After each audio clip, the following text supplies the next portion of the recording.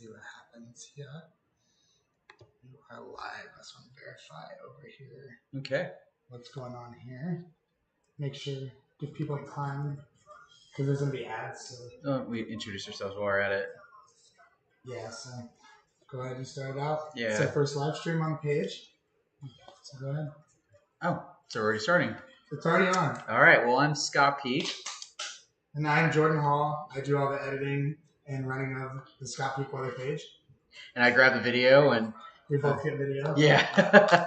Well, it's definitely this year we're going to be putting a lot of content online, doing a lot of drone work, and as well as the regular video work we do. We've already been posting online, so we're excited to be doing a little bit something different this season coming up. I know we're still in 2021 right now, but 2022 is going to be great. Sneaking up onto us. Yes, absolutely. Faster than we thought it would be. Oh, absolutely. Especially with the weather season. So yeah, we're going to have a lot of cool video that we're going to be putting up, a lot of never before seen stuff, and a lot of stuff that I might have missed and Jordan caught. And so we're going to be putting those videos up and showing those crazy little things in our re-edits on Scott Peake Weather. So look forward to that, and I'm looking forward to it. Yeah, it's exciting. I love editing video and going back and seeing some never before seen stuff. So it's exciting to be here. We appreciate all of our new subscribers and the ones to come. Absolutely. Yeah, thank you so much. Yeah, the last 2 weeks it's been amazing. But explosive for the page. So give me some heck yeah. Let's go. Yeah. We love every single one of you. We love your support. We love your comments. We try to answer. I try to get on there and answer as many comments as we can. But yeah, we're going to go ahead and this live stream, we're kind of introduce ourselves a little bit. We're going to go over the severe weather threat coming up. It's going to be pretty active, isn't it, Scott? Yeah, oh, absolutely. We're in a very active spring-like pattern for the month of December. So it's very unusual for winter time, but so this is a little bit of a new to me even. That's how active it is. Yeah, but I mean, we just for winter time. We said Christmas. It was 82 degrees. Yeah, it was warm. Oh yeah. So I mean, warm. As you guys can see on the screen, we're looking at the Storm Prediction Center, and they already have a 15% risk for Dixie Alley in the Mississippi region this coming Wednesday. So we're going to go ahead and start out talking about that. Absolutely. Fun fact, Storm Prediction Center is actually based here in Norman, Oklahoma, literally about a mile and a half down the road, actually. So yes. They issue all the watches and outlooks for the nation. So, and pulling up, they're just all on the road. Warnings, tornado watches, everything comes out of there. So pretty interesting. So we're going to go ahead and kick it over to the pivotal weather. This is one of the weather models we look at for forecasting severe weather. So I'll go ahead and kick over to Scott and explain it on what we're looking at. Sure. So right now we're looking at the 500 millibar winds. That's the winds way up in the atmosphere. Obviously, we don't feel them, but it's pretty much like a river and of air above our heads. And that's what helps bring in those systems. And short story. But what we're looking at is the map with your whites being obviously almost no wind. And then you go to blues with higher, pinks even higher, and then your reds, which are extremely high. So, and I know the scale down there at the bottom kind of tells you how fast those winds are going. Yep. I do believe they're in, what are they, in knots? In knots. So you guys should be able to see the cursor, hopefully. If you can't read it, we will say it. But yeah, these reds right here, you're looking in excess of 80 knots. So that's pretty high. Pretty high winds going through there. That's your jet stream winds. So, and if you notice, there's a circle off the coast of California, just to the west. That's a low pressure system. Right now, it's at an angle. It's tilted away from California, if you will, at what we call a positive tilt. So it's tilting. I don't know if you can see my hand. It's tilting at an angle like this, positive tilt. Neutral is where it's straight up and down, and then negative is where it's tilted to the south and east. So right now we're looking at a positive tilt trough where it's tilted to the south and west. And when it comes in, it should swing into more of a neutral tilt. Yeah. So we're going to start from the top to the bottom. And as Jordan was saying, the highest winds right now are right over 500 millibars. Yeah, and, over the Midwest. So what you're looking at here, you got wind bars here. This is kind of showing you the direction the wind is traveling and all this air. It's like a river of air is traveling. So you're seeing here, we've got a lot of flow going over the central region of the United States. Our area in question is down here in Louisiana, Mississippi, as you can see there. I think we're on, what time are we on right now? This is 0Z on Wednesday. So this is the severe weather threat for Wednesday. Down in the is it Mississippi Valley? Mississippi Valley, yeah, it's Mississippi, Alabama region. So pretty much Dixie Alley. All right. So what are we seeing here down here? The 500 millibar area. Well, we're obviously seeing some strong winds. So pink is good. You don't need, I mean, the higher the better, but they're in the pink. So we're looking at, right now we're looking at, what time did we say this was? This is 0Z. Okay, yeah. there we go. Okay, so we're going to stay in the 0Z time frame when we're going from top to bottom of the through the atmosphere. So right now at 500 millibars, we've got pink. Looks like that's probably 50 knots, 55 knots. So that's a really good flow. You can see it goes from southwest to northeast. That's good ventilation for thunderstorm updrafts. So you need those thunderstorms to go up, obviously, and you need something to vent those storms, like a smokestack. You need to push that air that rises and blows off to the east and northeast to vent the storm. So you push that rain away from the updraft. That way the storms can sustain themselves, especially for more isolated thunderstorms. Absolutely. You need that ventilation. So that's part of what we're looking at. And also it's part of the component for wind shear. Yes. And the upper levels are definitely important. So and we'll start going down from there and looking at the different layers. So we're going to go ahead and kick it over to the 850 millibar height and wind. And just to emphasize, that SPC circle, that yellow area, that's what we're looking at right now. So we're going to make sure you keep your eyes down here in this area. That's the eastern Louisiana, most of Mississippi, and western Alabama. That's the area of interest. Now, it might expand, it might shrink it. It just depends. Yep, we're still multiple days out. Yeah, so this is just preliminary forecasting. So this could definitely will change. Definitely the first steps when it comes to us figuring out what we're chasing and when we're going. So we're going to go ahead and kick it over to the 850 millibar on Wednesday. Little lower in the atmosphere. Yeah, a little bit lower. Still above our heads, but a little lower. So it's about 30 knots. You got some pretty good flow up there. You got 30 knot, mid to high 20 knot winds flowing right out through there. Absolutely. It's not ideal at the moment. Your winds are, you notice the 500 millibar winds from southwest to northeast, and your 850s are from southwest to northeast. That's not the best turning with height, but it's still flow. What we're probably looking at is speed shear, where the winds aloft are going way faster. Yep. So as they're moving southwest to northeast, they start to wrap and roll on itself. Obviously, usually when you want, on severe weather days, typically you want winds going in two different directions. The lower level winds going from southeast to northwest. Yep. But we'll get back to that right now. We're going to go ahead. Yeah. Go ahead and go to moisture. Yeah, now we're going to go ahead and look at surface moisture.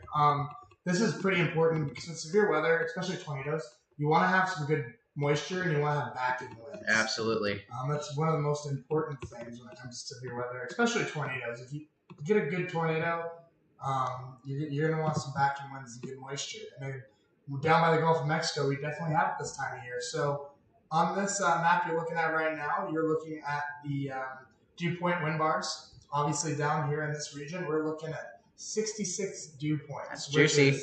Very juicy, very humid. A lot of fuel for severe weather, for sure. A lot of fuel. And you can see these wind bars are straight out of the south. So you got a little bit of backing there.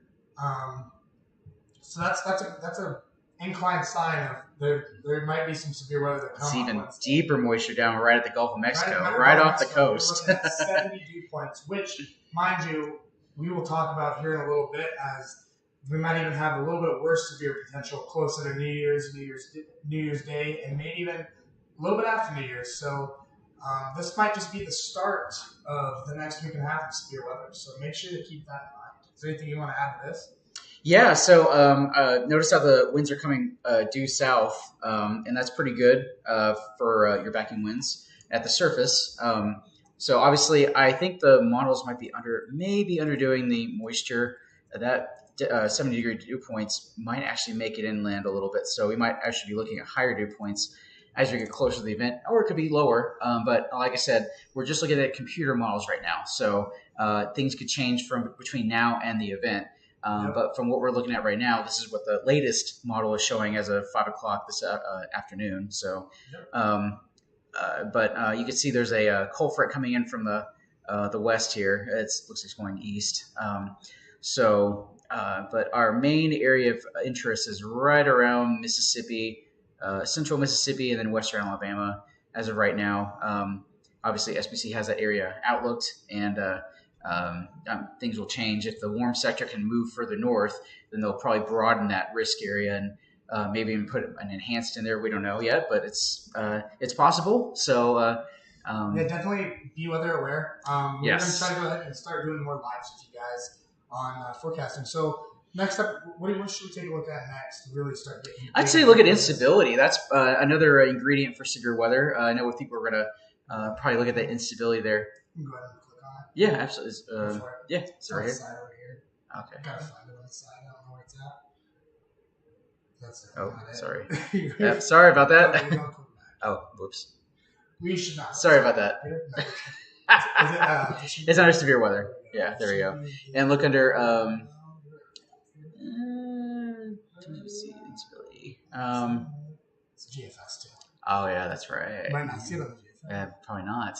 Well, we can look at. Are we gonna look at photographs? That's right. Yeah, they're gonna go ahead and look at the photographs. Yeah, so kind of give you an idea. Yeah, we're gonna get a little more advanced. So we're gonna start looking at the photograph. So these can be very confusing, especially if you don't know what you're looking at. So we'll try to go ahead and break it down for you a little bit. So this is gonna be Wednesday, and we're gonna pull a sounding from down here, right? When we looked last. Yeah, right around just north of there, I think, but that's a good spot. So as well. All right. So not a terrible sound. It's not bad, but it's obviously still several days out. So one of the things we look at is the wind speed. Obviously, it's the hodograph. This is looking at your winds from surface all the way to the upper levels of the atmosphere. Another thing we look at is 3 Cape, which is right here. Another important ingredient. We like to see 50 or higher. 43 is okay. Yeah. There's other things that can make up for low 3 Cape, like wind shear. Another thing we look at is mixed layer Cape. That's mixed layer Cape. It's a little different from surface Cape or most unstable, because mixed layer is like, I think of it this way: your Cape is like a red watercolor, and you have a glass of water, and that Cape, mixed layer Cape, is after you've put that watercolor into the glass, mixed it up, and that gives you your true, what we say, Cape. So in this case, true color. So it gives you your Cape after it's been mixed into the atmosphere. So and so that's what we tend to look at as mixed layer Cape. Absolutely, and we got about 135 storm relative velocity, which ain't terrible.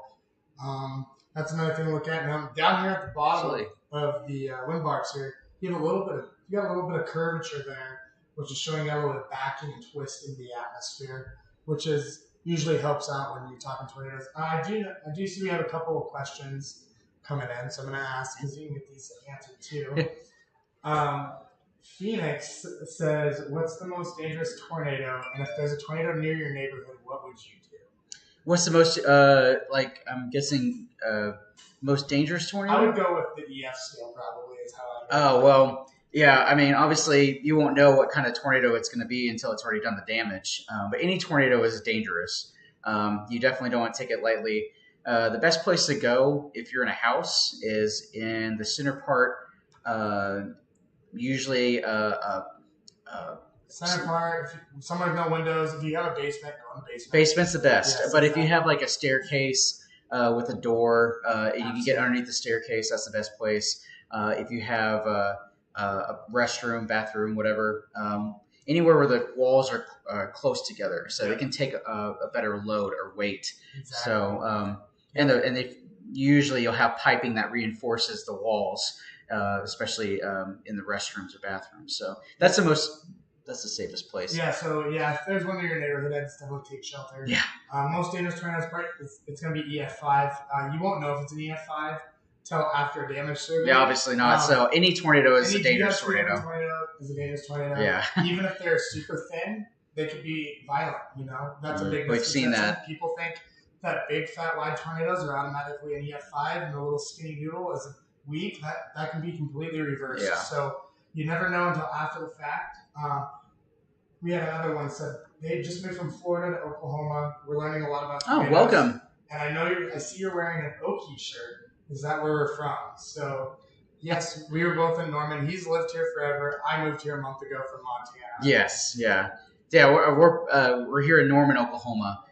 So it's weather central pretty much. So absolutely. And then her family wants to know why you guys love doing this. So it's a passion. I mean, that's favorite question. I love that. The only way to describe it is the passion. You have to have a love for it. And I mean, that's why I moved halfway across the United States to be here to chase tornadoes. Absolutely. I mean, he's been doing it forever. Moved here from Texas. I know we have tornadoes in Texas too, but we're more centralized here in central Oklahoma because we can chase Dixie Alley and Tornado Alley proper, and also get to hurricanes a lot more easily by driving there. So instead of flying, because we got to bring our equipment with us. Yeah, you got to drive. Just be easier to drive and use our cars and try to fly. Some hard miles. We'll try to get some content for our members, and you'll hear about that later. But welcome to Oklahoma. So and welcome to Oklahoma from Florida. So yeah, be ready for some tornadoes. You won't have any hurricanes here. And it looks like there could be an active spring too. That's what we're thinking about. We are really leaning into an active spring, but we'll continue. We're in a La Nina year, so it'll definitely affect the first part of spring at least. Yes. So that was kind of like a little gist of what Wednesday has in store coming up. But we're gonna go ahead and kick it back over to the 500 millibar, because there actually looks to be a little more of an active. We're going to look in the future. We're going to look a little further than what we were just talking about just a little bit ago. So we just talked about Mississippi and Alabama, so we're going to look a little further out from that now. So we're going to go a little deeper into the future here. So yes, and no, I cannot tell you your future. I can't read that on here. It's only weather, so make sure that's. We like to think that one of our fans is going to win $1 million. Yeah, no, you never know. One of you guys will win $1 million. Won't be for me, but you never know. Here we go. All right, it's being goofy. Hold on. It's like skipping. That's why it's called the Goofus. The GFS, or known as the Goofus. All right, let's look at. Is that which day is this? It looks like it looks like it moved it. It pushed it back to January 1st, New Year's Day. Oh, there you go. This is January 1st, New Year's Day, so you have a lot more flow.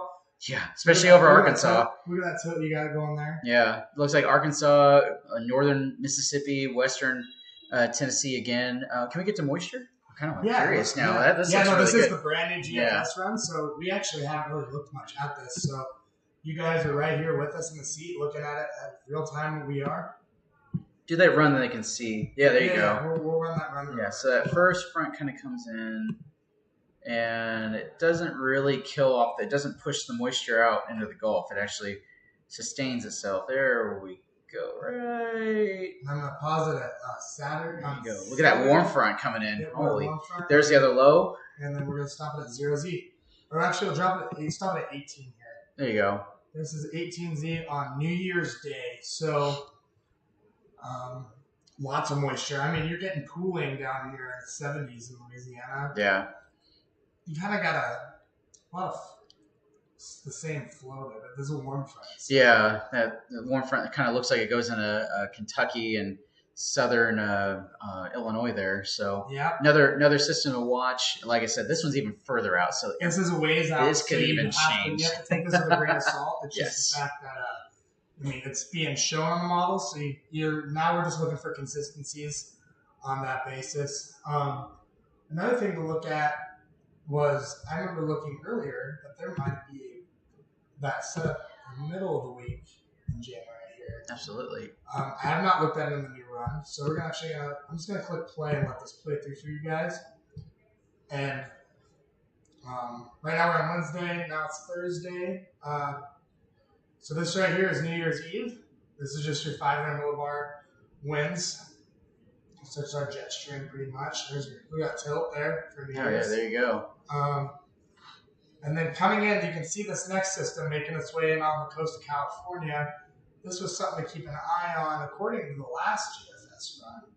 We'll see what this run says. We're going way into... We are currently over 300. Oh, that can completely change. But it's worth looking. Yeah, there you go. It's a negative, positive tilt. No, I'm sorry. That's a neutral tilt. A lot in the last run. So can we look at the moisture on that? Yeah. Can we go down to the surface and Monday, see what kind of fuel we have first with it? of all, that slowed down significantly because before it was almost 7. Get some other questions there. Oh yeah, we'll answer those. Yeah, definitely. We'll pull the moisture up. We'll go over that, and then we'll answer some more questions. So let's get this up here. What do we got here? We live in a shotgun house with no basement and no center room. Every room has outside walls and windows. Where should we go during a tornado? I would say make some friends with someone who has a storm shelter. Absolutely. Yeah, make some friends that have a storm shelter. Definitely for sure, because you'll want to be in a storm shelter if you're in a shotgun house. So you need some type of cover. So yes, absolutely. There you go. I know someone else asked what kind of vehicle would be the best vehicle to survive a tornado in. Well, obviously you don't want to be in a vehicle at all. You do not want to be in a vehicle. No, you definitely want to be weather aware. And once again, find a friend you can drive to if you have time. Otherwise, yeah, you do not want to be. You don't want to be caught outside. We are in vehicles when we're chasing, but we're also professionals at what we do. Absolutely, we know what we're doing. We have radar and everything. We have a lot of knowledge. We've been close to a lot of tornadoes. We've had our sketchy moments. We've learned a lot of lessons. For somebody who doesn't know what's going on and with tornadoes, the last place you ever want to be is in your car. We've seen those things thrown like matchbox cars through buildings. It's the last place ever. I've seen, Mayfield, the outbreak that happened a couple weeks ago, we have pictures of there's a Dodge Charger with a 2x4 through the front windshield through the driver's seat. Right through the driver's seat. You're better off being in a building hiding under something. Yeah, so, if you're in a car, try to find a sturdy building if it's open. That's the best thing to do. If you can't find anywhere to go, get in the ditch. I mean, put yourself in the ditch. Like, get into as lowest place you can possibly be. Safely. Yeah. So, if that's a last ditch effort. Literally. But if you're able, yes. But if you're able to drive away, that's probably the better bet. Usually you want to go southeast away from the tornado's path, because most tornadoes, especially the stronger ones, go from southwest to northeast. So in most cases, you want to go at a right angle of the tornado. So go south, go southeast, out of the path of the tornado. And he also asked, roll cage and a helmet help? Most likely not. Helmet might help, but I mean, yeah, still. But yeah. If you're that prepared, it's better off. Yeah. I wouldn't even be trying. I wouldn't even try it. The biggest deal is if you have a roll cage in your vehicle, your vehicle's not going to cave in.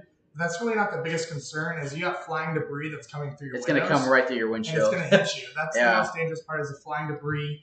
You could have a piece of hay turn and kill you. There's a piece of hay go right through you. Small objects can be like bullets in tornadoes. Yeah. So, absolutely. Somebody goes, the NAM shows a more vigorous system all the way to the Tennessee border. We have not pulled up the NAM yet. Yeah, we haven't got to the NAM. We can do that actually right now if you want to do that. Yeah, that's great. Yeah. Yeah, it's always good to kind of use two different models to look at. Obviously. Usually the NAM, you have to be a little more closer in range. That's true. So it doesn't go as far out. But the GFS, the Goofus, what's a good radar for a truck? Are you talking like semi-truck? Realistically, radar scope is my favorite. Radar scope for your phone, it's like, I think it's like $9.99. Yep, you can get radar scope. You can buy it for a one-time purchase for $9.99, and then there's subscription tiers for it as well. They're based right here in Norman, actually. They are. That's the best. That's what we use. Runs on tablets. That's our go-to. I run GR level 3 on a computer, but I mean that's very complex. Probably not going to know what you're looking at all. Whereas radar scope's going to give you exactly what you need. So I'd recommend radar scope for sure. And no, we're not sponsored by them. No, we're not. That's what we use. That's what we like the most. So, and thank you, Lisa, for the comment. I appreciate it. That's just what we do. That's how we focus, and we're able to get close to tornadoes and keep a straight, calm and collective. We're focused on what we're doing. We're not going crazy and yelling and screaming at the camera. We've all been there when we were younger. Oh yeah, and we're done with that. So yeah, absolutely. So we're looking at. Oh yeah. That's a good one. So we're looking at the 500 millibar for the NAM now. 500 millibar for the NAM. So it's still showing Really good flow through. And there's your reds again. Yep, there's your reds and your pinks. Actually has a little more flow than what the GFS was showing. Going off of what Brad said, it's kind of. And once again, you have that positive tilt where right now it's leaning southwest to northeast, and you can see the millibars are reflecting that. So we're gonna go ahead and kick it back over to the wind bars and take a look at that. Let's go kick it over to Wednesday here. Oh, look at the winds! They're even backing a little bit more nicely. Look at Bama. Look at Yeah, Bama. Yeah, you got Bama and Louisiana there. Yep, even eastern Arkansas. And you got more higher dew points. You got over 70. What are we looking at here? What hour is this? Zero Z on Wednesday night. Okay, well there you go. Yeah, that's a very similar setup. And remember, I mentioned on the GFS that the moisture was kind of held down in the Gulf of Mexico. Yep. But this model is showing it actually making it inland. Yes. So you've even got higher dew points with the NAM run coming inland, which is even more fuel for severe weather. Absolutely. So it's kind of coming in line with the GFS. So, but I like how there's backing winds. More backing winds. Yeah. Somebody asked, what's the best phone app for tracking weather that's free? You know, I'm gonna have to go with the Weather Channel app, to be honest with you. Or do you know of one? I don't know. I mean, usually the free ones you're gonna sacrifice. So your free ones, the biggest deal quality. With the free ones, you're sacrificing quality. They're always gonna have a delay to them. So when you go look at it, there's probably a 5 to 10 minute delay on where that storm's actually at. And there's going to be ads on those. Yeah, so that's the biggest thing is ads. But I would say the Weather Channel app does a really good job. IQ Weather does a good job. It'll also notify you if you have a warning. And really, all the radars, I mean, all the feeds coming from one radar wherever you're looking at. So it's gonna be delayed by 5 minutes no matter what. Yeah. But you're definitely be sacrificing quality and capability of what you're looking at. They might use smoothing. I don't like smoothing on my radar app because it decreases the quality of the storm. You won't be able to see the hook on the storm with smoothing mode. So I don't really. I'm gonna mess around real quick. Yeah, we can look. I'm gonna see if I can pull up radar scope on our live. Oh, there we go. Yeah. Let's play around a little bit. We can kind of show the audience how radar scope works. And like I said, we're not sponsored by Radar Scope, but it's the app we use. Actually, can you take off the split screen? Yeah, I will. I'll do that. But it's not live on them yet. Okay. I think might be better off just doing it on my phone for now. Oh, okay, yeah. Absolutely. I'll just pull it up on our phone. We like to use Radar Scope. You get what you pay for, and definitely Radar Scope. So Radar Scope's $10 one time. It's not every month. It's $10. You own it on your phone. And I highly recommend. That's one of the best $10 you'll ever spend. So I'll go ahead and show you here. I gotta find weather. I gotta find some weather. Oh, here we go. Washington has some weather right now. So this right here is what it's showing. Let me pull up OBS real quick so I can see what it looks like. So it's gonna be reflective and goofy looking, but just because I'm showing it in my camera, but you got like a snow squall here in Washington. You can really break it down and go frame by frame, and to see exactly what you're looking at, you can read the snow squall warning. Tongue twister. Does a little bit of everything. Say it 5 times really fast. Yeah, snow squall warning. Say it. But that really does a good job. So I really recommend Radar Scope. It's $10 one time. I know one of our guys on here on the chat said that my radar's a good one. That's another good one. So it's free. Yeah, is it a free one? It's a free one. I think my radar's free. It's a little more smooth. Yeah, that's it. I like to be able to see the hook, but my radar's a good one. The only thing with Radar Scope is if you are a storm chaser and you're going out chasing, it'll actually show you where you are actively on the map, and you can see other storm chasers too, or spotters. Yep. On Radar Scope. Exactly. On Radar Scope, though, in order to get the dots, you need to take that test. You have to take a spotter test. It's really easy. I'll go ahead and show you. It'll test your. You can see all those red dots. Those are all spotters that have been on the app recently. My dots, I usually shut my dot off. Yeah, I shut my dot off because the problem I have is with other people trying to follow me. Sometimes people try to abuse it, follow you, call your phone number. They'll call your phone number when the weather service is the only real people that should be calling to get information from you if they know you're in a certain spot. But yeah, my radar is another great one. So yeah. not already as high quality, but there's definitely a good delay to it. Yeah. Radar Scope's probably is going to be your fastest phone one you can get. And it also depends on the service. And you make sure you have to have good cell service. Yeah, that's good.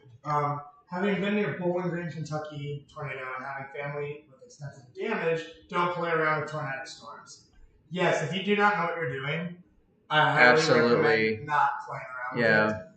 We've been doing this for years. He's been doing it. I looked up to him when I was in middle school and high school. Funny story. So, I mean, chasing together is great, but we've both put ourselves in situations, and we know what we're doing. We've studied, and we've done a lot of research and done meteorology classes. Absolutely. So study meteorology, and I've been doing it for 20 years now. So obviously, the videos that he's uploading, a lot of them that are the ones that I've been on, and it's been.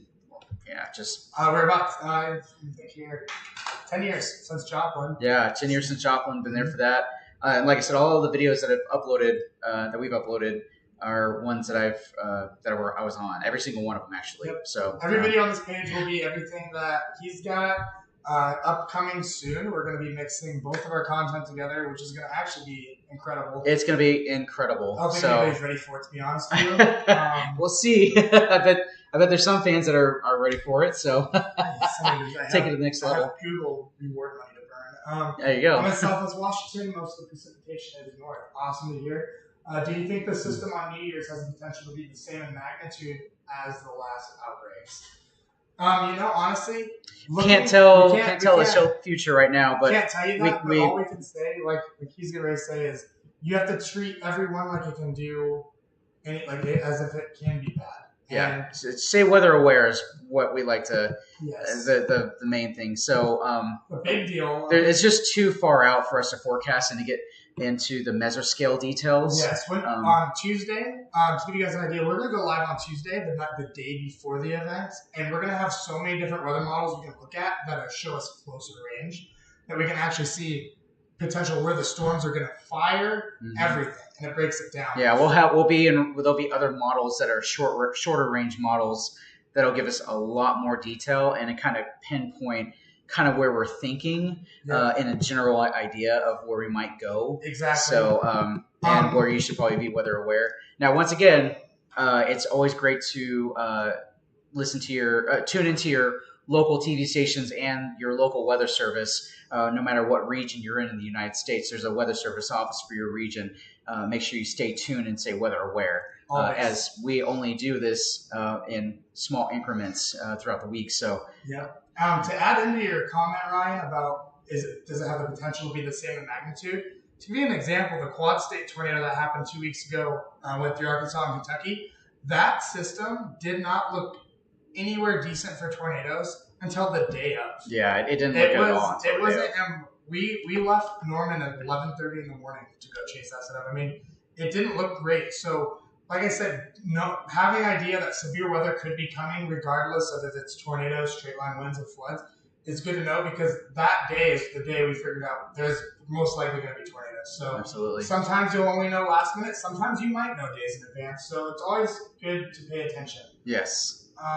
So I see a lot of hearts there, and I see a lot of people saying hello. Thank you so much for interacting with us. We really appreciate it. Do we even have donations on this thing yet? I believe so, yeah. Oh, yeah. I forgot to mention that. If you guys feel free to donate, this money goes towards our chasing and funding for storm chasing. Yep. We don't use, I know as someone asked if we have weather instruments on our vehicles. No, we don't. We usually just use whatever weather station sites are around. Usually it's a website that shows weather stations across the country, and it kind of gives us an idea of what our winds are like. So, but weather stations are you can get caught on trees and stuff. Issue for us, we get really close tornadoes with it. Weather stations are going to blow off. Or they'll break. Debris, and it's really expensive to replace. And it also it'll get in the way of the GoPros, because we have GoPros. Half of our video equipment is on the roof. Yes. So like our GoPro video camera and our 360 video camera is on the roof, and we don't want any kind of objects getting in the way like a weather station. So we go incognito, because another thing is we don't like to attract a lot of attention to ourselves when we're driving down the road, because that attracts other people trying to follow us, and we kind of don't like that. So that's another reason why we turn our spotter dots off. Incognito is the best way to go. Yeah. We put all our money into equipment that helps us put more content online so you guys can enjoy it. So that's where we put all our money in. Of course, it goes into fuel and obviously food for us. Fuel, So, food, hotel rooms. Yes, So, that's a big one. absolutely. Yeah. So feel free to donate. And we appreciate you guys interacting on here. So literally keep the questions rolling. And yeah, and we can see everybody's on here on the other screen. So, yep, so feel free. Yep. Yeah. Absolutely. Cool, pool, and all right. All right. I'm going to go ahead and pull up. So we've talked a little about tornado potential and whatnot. But with tornado potential, especially around this time of the year, comes a pretty big Arctic system sometimes that brings a lot of cold air to the north. And looking at the GFS, man, it's going to get chilly up in North Dakota. It looks like it's going to get pretty cold. What's our precipitation look like up there? I'll go ahead and go to the wind chill factor. It's a very powerful system, so it's going to bring a lot of cold air behind it and a lot, maybe precipitation. It's going to be chilly. The VC. How fitting to end 2021, right? Right? Literally. Yeah, that's no joke. 2022 looks like it might have some really true potential to be a very active severe weather season. Yeah, so, especially the La Nina pattern we're in. Now, once again, La Nina only lasts for the first part of spring. It doesn't go into the mid-spring and late. So it really only affects the first part of spring severe weather. So it's but like I said, there's some La Nina years that are very active and other ones that are very quiet. So, but it looks like we're getting into a more active spring as we get to that point. So it's still far out. It could change, but as of right now, that's what it's projected to look like. Yes, and I'm just waiting for this model to load because the internet is fun. It was a great time. So, hey, you know what? It looks like I'm looking at the drought monitor map. A lot of the western regions do need precipitation, especially in California, Montana, western parts of South Dakota. Pretty much all the northern, pretty much the western half of the United States, from Oklahoma, Texas, Colorado, New Mexico, western half of Nebraska, South Dakota, and North Dakota, and even even Minnesota. So definitely in points west, definitely need some rain because you guys are in a severe drought, especially as you get into Montana and California and Nevada. There's a pretty big drought going on there. So pretty much the western half of the United States, in a nutshell, could definitely use a lot of precipitation, even if it's snow. I know that's not the best if you're traveling, but it's definitely good for the ground. And looking at Wednesday night. So the first severe weather potential for us is Wednesday down in Dixie Alley. But taking a look back north here, you're going to see up here in Montana, North Dakota, Nebraska, Wyoming, we got some pretty big wind chill factors. Negative 30s, negative 10s in Montana. That's cold. Negative 40s in South Dakota and Panhandle, Nebraska, single digits. I mean, it's going to get chilly as the system makes its way through. Going into New Year's, I'm sure it gets a little bit worse. So we're going to kick in up here to New Year's Day. And as you can see this huge, what'd you call it, a ridge line there? What do you call that? Did you call that a ridge? I'd call that a cold front. Exactly. Yeah, that's a. Yeah, you're right. Well, you got a high pressure up there on the up there towards Montana and South Dakota, North Dakota. There's a high pressure coming in. That's what's forcing that cold front down to the southeast region. So, but there's a surface low up in Illinois. I did want to answer one of the questions here. Should I get a weather radio for the event? You should definitely get a weather radio regardless. We encourage all our fans to get a Midland, any kind of weather radio, but Midland is what we highly recommend. We partner with them. So Midland weather radios are fantastic. But any weather radio in general, but definitely have one regardless because you can have tornadoes in any time of the year. And that obviously was proved right and true when a couple weeks ago when we had that big tornado that went through Arkansas and Tennessee and Kentucky, and even in Illinois. So, scuba gear. This isn't Fahrenheit, by the way. I saw somebody ask Centipede or Fahrenheit? I think they meant I think centigrade is what they meant. Yeah. I think that was probably a typo, but No, you're right. this is in I believe Fahrenheit. Fahrenheit. Yeah, Fahrenheit. Yeah, so for the New Year's Day, you're looking at wind chill in North Dakota, -40s. I mean, it's still cold. The one that surprised me the most was skipping. I mean, this is a long way out, but I'm gonna see if it does it again because there it is. Yeah, there's that cold front. It's so a big. That's a big front. sweeper. So that's sweeping across the Midwest. January 10th. You're looking at -45-degree wind chills. Eastern parts of Montana, North Dakota, South Dakota, all the way down in Nebraska, -20. I mean, it's a significant Arctic blast. Yeah. Coming from Canada. If that comes true, that definitely will be a pretty significant cold front. So once again, you got to take it with a grain of salt because things can change. This is only a computer model. Correct. It only does so well, and obviously it could change in the future. So, yes. But just keep it in mind. We're just looking out into the future. So now we're kind of backed up now, but it's definitely just something to keep in mind when we're as we go along into January. Yep. So with that being said, guys, we'll leave the chat open for about another 5 minutes, I'd say, so you guys can ask some more questions. We're looking to probably get on here. When's the next time we want to hop on here for us? Maybe tomorrow for Wednesday? Yeah, we'll kind of figure it out. Yeah. We'll for sure be on long before Wednesday, going over the Wednesday event and looking into the New Year's potential for severe weather. Absolutely. Yeah. Yes. Yeah, no, weather radios, Nikki, I'm assuming is weather radio and American Red Cross and wind up parts. Yes, that's a good one. Yeah, if you can wind up radios are good. That's a good one. So yeah, people in Kentucky, Arkansas, Missouri don't need any more severe weather. No, that's definitely true. That we definitely don't want any kind of severe weather happening. It's obviously not good for us because we can't get videos, but it's definitely good for you guys.